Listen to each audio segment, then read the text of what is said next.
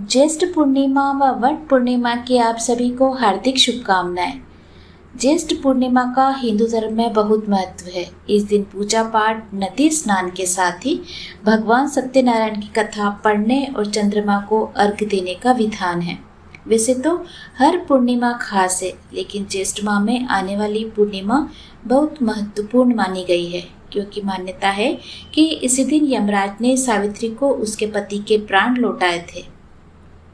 ज्येष्ठ माह की पूर्णिमा यूं तो जून माह में आती है, जिसे वट पूर्णिमा भी कहा गया है। इसमें वट यानी बरगद के वृक्ष की पूजा की जाती है, क्योंकि बरगद के वृक्ष में ब्रह्मा, विष्णु व महेश का स्थान माना गया है।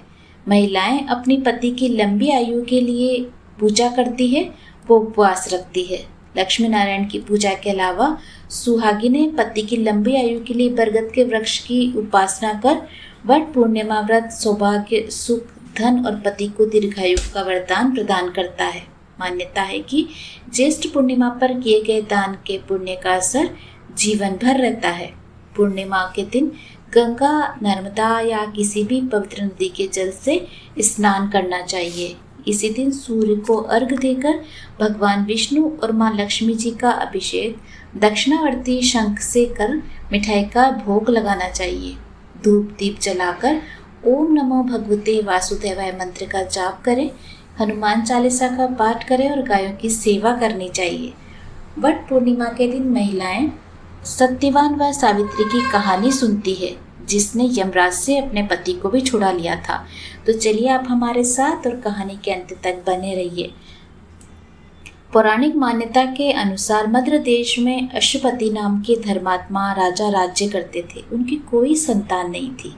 राजा ने संतान प्राप्ति के लिए यज्ञ कराया, जिसके कुछ समय बाद उन्हें एक कन्या की प्राप्ति हुई। उसका नाम उन्होंने सावित्री रखा। विवाह योग्य होने पर सावित्री को वर खोजने के लिए कहा गया, तो उसने द्रुमसेन के पुत्र सत्यवान को पति के रूप में वरण किया। यह बात जब नारद जी को मालूम हुई तो वे राजा अशुपति से बोले कि सत्यवान अल्पायु है, 1 वर्ष बाद ही उसकी मृत्यु हो जाएगी। नारद जी की बात सुनकर उन्होंने अपनी पुत्री को बहुत समझाया, पर सावित्री सत्यवान को ही पति के रूप में मानने के लिए अडिग रही। सावित्री के दृढ़ रहने पर आखिर राजा अशुपति ने सावित्री और सत्यवान का विवाह करवा दिया। सावित्री सास ससुर और पति की सेवा में लगी रही। नारद जी ने मृत्यु का जो दिन बताया था, उस दिन सावित्री भी सत्यवान के साथ वन को चली गई। वन में सत्यवान जो ही पेड़ पर चढ़ने लगा, उसके सिर में असहनीय पीड़ा होने लगी। वह सावित्री की गोद में अपना सिर रखकर लेट गया। थोड़ी देर बाद सावित्री ने देखा कि उनके दूतों के हाथ में पाश है। यमराज खड़े हैं। यमराज सत्यवान के अंग प्रमाण जीव को लेकर दक्षिण दिशा की ओर चल दिए। सावित्री को आते देख यमराज ने कहा, हे पति परायणे, जहां तक मनुष्य साथ दे सकता था, तुमने अपने पति का साथ दिया। अब तुम लौट जाओ। तब सावित्री ने कहा, जहाँ तक मेरे पति जाएंगे वहां तक मुझे जाना चाहिए। यही सनातन धर्म है। यमराज ने सावित्री की धर्मपरायण वाणी सुनकर वर मांगने को कहा। तब सावित्री ने कहा कि मेरे सास ससुर अंधे हैं, उन्हें आप नेत्र ज्योति प्रदान करें। यमराज ने तथास्तु कहकर उसे लौट जाने को कहा, किंतु सावित्री उसी प्रकार यम के पीछे पीछे चलती रही। यमराज ने उससे पुनः वर मांगने को कहा। तब सावित्री ने वर मांगा कि मेरे ससुर को खोया हुआ राज्य उन्हें वापस मिल जाए।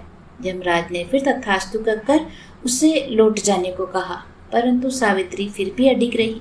सावित्री की पति भक्ति व निष्ठा देखकर यमराज पिघल गए। उन्होंने एक और वर मांगने के लिए सावित्री से कहा। तब सावित्री ने वर मांगा कि मैं सत्यवान के पुत्रों की मां बनना चाहती हूँ, कृपा कर आप मुझे ये वर दें। सावित्री की पति भक्ति से प्रसन्न इस अंतिम वरदान को देते हुए यमराज ने सत्यवान को पाश से मुक्त कर दिया और अदृश्य हो गए। सावित्री अब उसी वटवृक्ष के पास आई। वटवृक्ष के नीचे पड़े सत्यवान के मृत शरीर में जीव का संचार हुआ और वह उठकर बैठ गई। सत्यवान के माता पिता की आंखें ठीक हुई और उन्हें खोया हुआ राज वापस मिल गया। उम्मीद है आपको ये सत्यवान सावित्री की कहानी पसंद आई होगी। इसी तरह की अन्य कहानियाँ सुनने के लिए आप हमारे चैनल से जुड़े रहिए व इसे सब्सक्राइब अवश्य कीजिए। जय श्री कृष्ण।